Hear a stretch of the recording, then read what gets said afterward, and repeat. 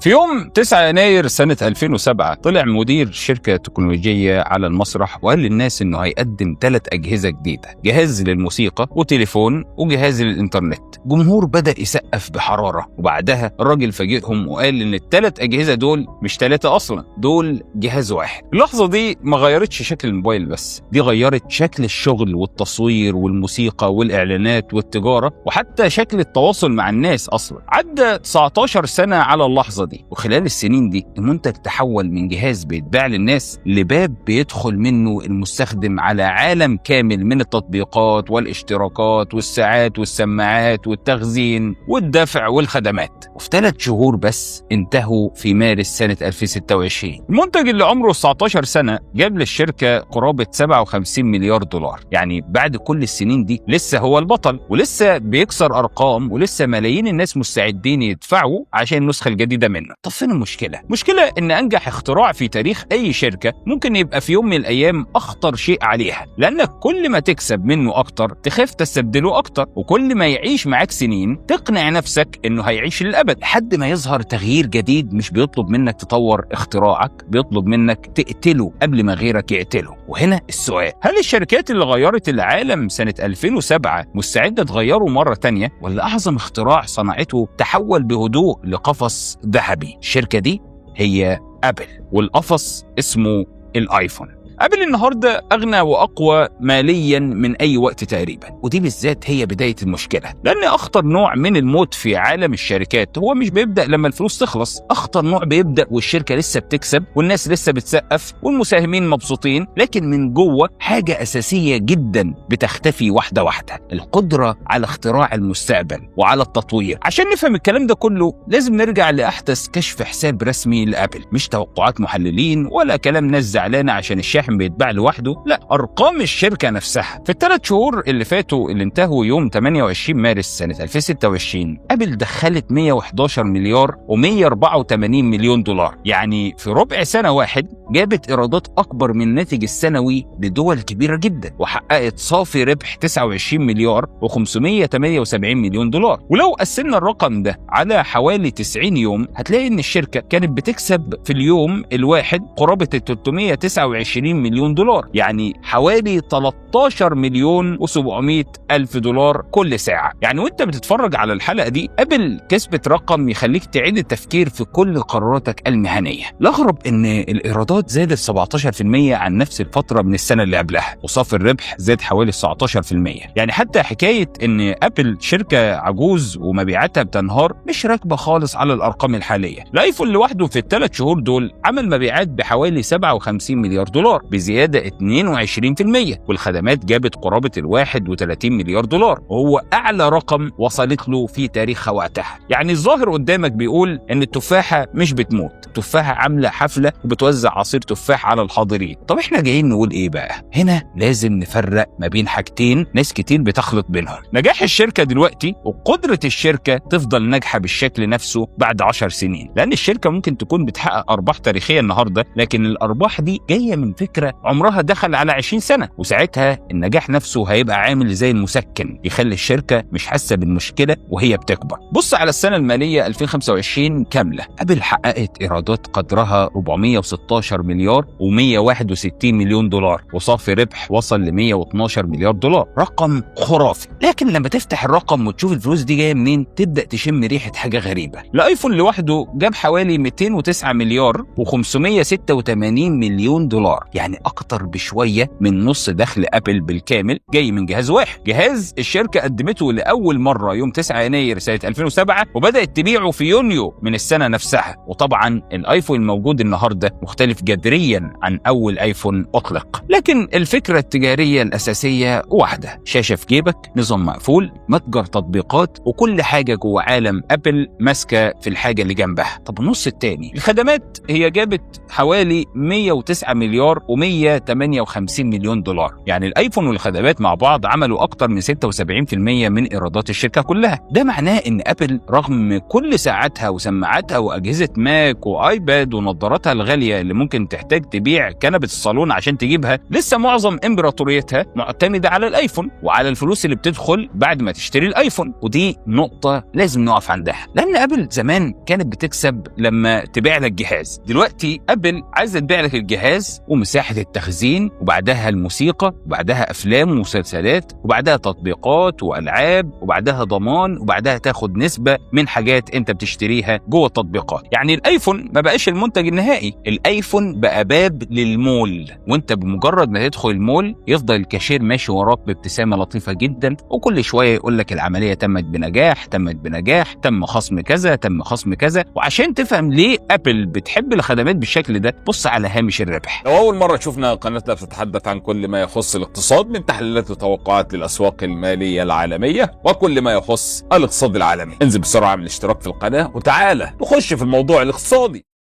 في سنة 2025 هامش الربح الإجمالي في منتجات أبل كان 36.8%. ده رقم ممتاز جدا لشركة بتصنع أجهزة. لكن هامش الربح في الخدمات كان كام؟ 75.4%. يعني من كل $100 خدمات تقريبا كان بيفضل لأبل أكتر من $75 قبل حساب مصاريف التشغيل الأساسية. إنما من كل $100 منتجات كان بيفضل أقل من $37. يعني بيع تطبيق أو اشتراك أو مساحة تخزين بالنسبة لأبل أريح بكتير من انها تصمم جهاز وتشتري شاشات وشرائح وكاميرات وتشحنه في سفينه وتدخله الجمارك وتحطه في محل. الاخطر ان الخدمات رغم انها مثلت حوالي ربع الايرادات، صنعت اكتر من 42 من اجمالي الربح الاجمالي للشركه. وهنا تبدا تفهم ليه ابل متمسكه جدا انك تفضل جوه عالمها، وليه نقل صورك وملفاتك واشتراكاتك من ايفون لموبايل تاني ساعات بيحسسك انك بتقدم طلب هجره مش بتغير تليفون. ابل بنت منظومه عبقريه. الايفون يكلم الساعه، والساعه تفتح الكمبيوتر، والسماعه تنتقل لوحدها بين الاجهزه، والصور تترفع على السحابه، ورسائل تظهر على كل حاجه. بعد كام سنه تكتشف انك مش معاك جهاز من ابل، انت بقيت مواطن في دوله ابل. خروجك منها محتاج اجراءات وفك ارتباط وتقسيم ممتلكات وحضانه مشتركه للصور، وده هو مش عيب تجاري، بالعكس دي واحده من اذكى المنظومات اللي اتبنت في تاريخ التكنولوجيا. لكنها بتخلق مشكله خطيره جدا، وطول ما الخدمات بتكبر وطول ما الايفون بيبيع، اللي يجبر الشركه انها تخاطر باختراع حاجه ممكن تقتل الايفون نفسه. ودي هي معضله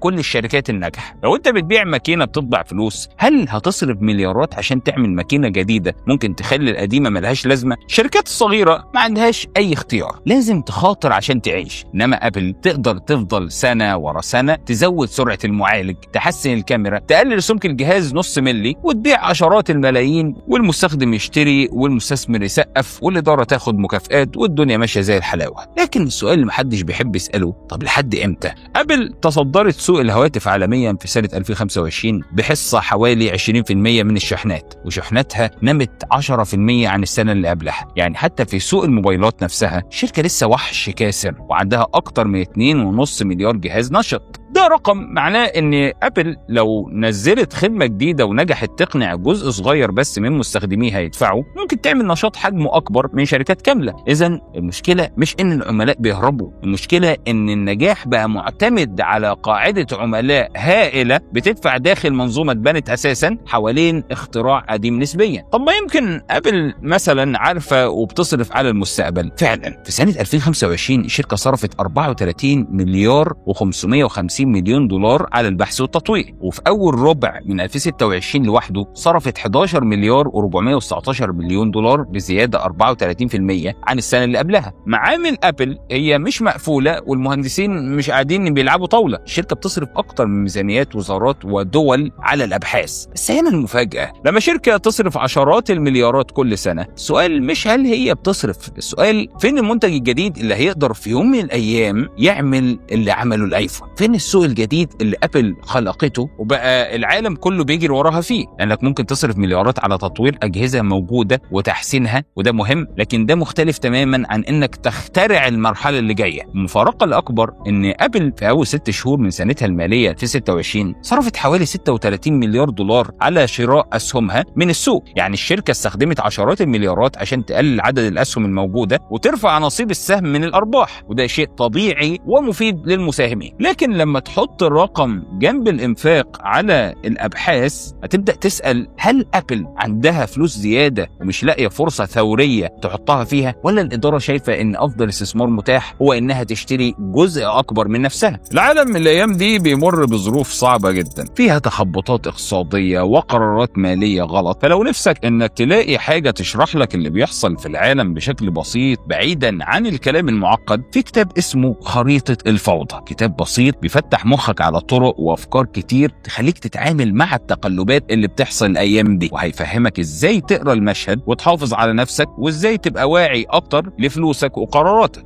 هسيب لك اللينك بتاعه في الوصف لو حابب انك تقرا فيه، وانا متاكد انه هيعجبك وهيفيدك جدا.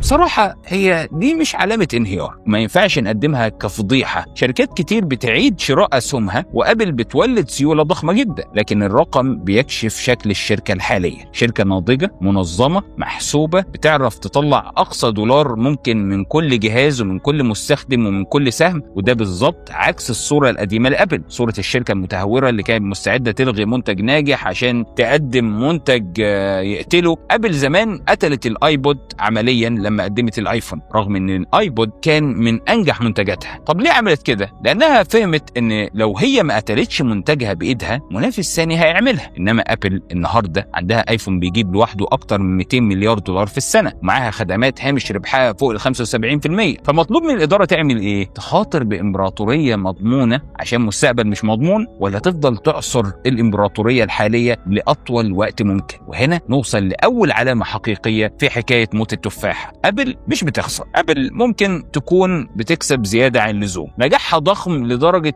انه بقى بيحميها من الاحساس بالخطر. كل مره الايفون بيحقق رقم قياسي جديد، المشكله بتتغطى، وكل مره الخدمات تكبر، المستثمرين ينسوا يسالوا عن الاختراع اللي جاي، وكل مره الشركه تشتري اسهم بعشرات المليارات وسعر السهم يتحسن والسؤال يتاجل. لكن التكنولوجيا مش بتستنى شركه عشان تخلص احتفالها بالارباح. العالم بيتغير وطريقه تعاملنا مع الأجهزة والإنترنت نفسها داخل على تحول ضخم، والتحول ده هو ممكن في لحظة يحول شاشة الموبايل ونظام التطبيقات ومتجر البرامج من مركز العالم لحاجة أقل أهمية. وساعتها مش هيفرق عند أبل كم مليار في البنك، هيفرق مين امتلك البوابة الجديدة قبل التاني. ودي هي كانت دايما اللعبة اللي كانت أبل بتكسبها، لحد ما صحينا فجأة ولقينا الشركة اللي كانت بتجبر العالم كله يجري وراها هي اللي بدأت تجري عشان تلحقه. والأسوأ إن أول اعتراف حقيقي بالمشكله هو ما جاش من محلل بيكره ابل ولا من منافس بيحاول يشوهها، الاعتراف جه من ابل نفسها يوم ما باعت للناس وعد بمستقبل جديد، وبعدها اكتشفت ان المستقبل ده لسه مش جاهز. من هنا بدات اول شرخه، ومن هنا بدا اول شرخ حقيقي يظهر في قشره التفاح. انا هنا وصلت لنهايه الحلقه، خلونا نصلي على النبي، وما تنسوش تعملوا اشتراك في القناه عشان يوصلكم كل جديد اول باول. انا محمد رمضان، اشوفكم في حلقه جديده من الموضوع الاقتصادي. لو اول مره تشوفنا قناتنا بتتحدث عن كل ما يخص الاقتصاد، من تحليلات وتوقعات الاسواق الماليه العالميه وكل ما يخص الاقتصاد العالمي. ما تنساش تعمل اشتراك في القناه عشان يوصلك كل جديد اول باول.